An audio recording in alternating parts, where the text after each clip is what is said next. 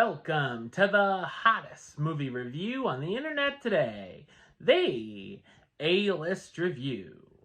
I'm your host, the Game Changer, Wes Troop, and it's time to go back to the theater. And it's gotta be one of the wildest releases to come out this year. All that can be said is all in its title. My review of the 2023 horror comedy Cocaine Bear, coming up now.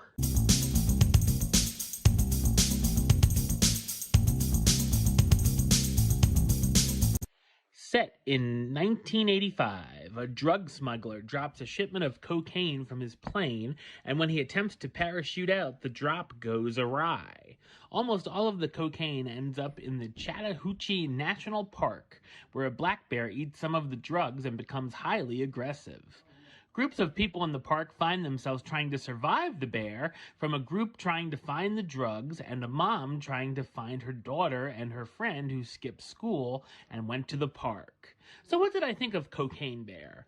I thought it's a spectacularly entertaining comedy horror film.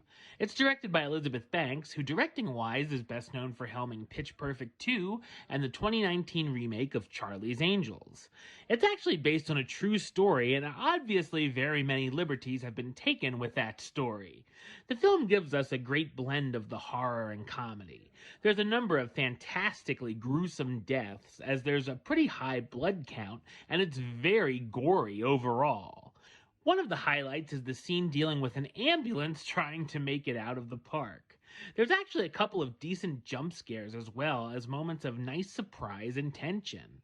The film has a lot of good laughs, and it's the most I've laughed in a long time at the theater.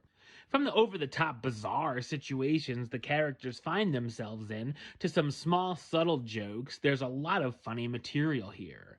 There's a lot of storylines going on at once, but I always was interested in what was going on, and the film does a nice job balancing these stories to get all the characters into the national park, such as the park ranger and safety inspector, and a group of 3 punks trying to terrorize the woods.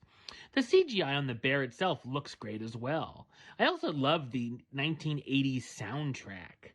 I was surprised that we do end up caring about some of the characters, and the cast do a great job. Kerry Russell stars as Sari, the worried mother going through the park searching for her daughter. O'Shea Jackson Jr. as David, Sid the drug dealer's fixer who's sent to retrieve the bags of cocaine. Alden Ehrenreich as Eddie, Sid's son who's mourning the death of his recently deceased wife. Brooklyn Prince and Christian Convery as Dee Dee and Henry, Sari's daughter and her friend who have a run-in with the bear. Isaiah Whitlock Jr. as Bob, the detective who comes to the park looking for Sid's men. And Ray Liotta in one of his final performances as Sid, the drug kingpin looking for the drugs.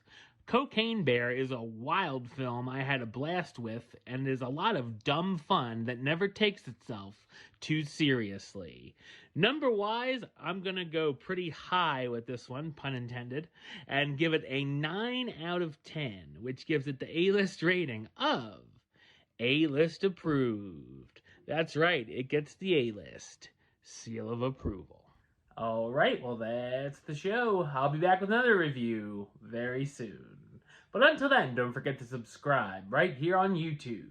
YouTube.com/Westside515. Like the show on Facebook, Facebook.com/WesTroopAlist. And of course, you can follow me on the Twitter, Instagram, and Letterboxd at WesAlist. Until next time, Troop out.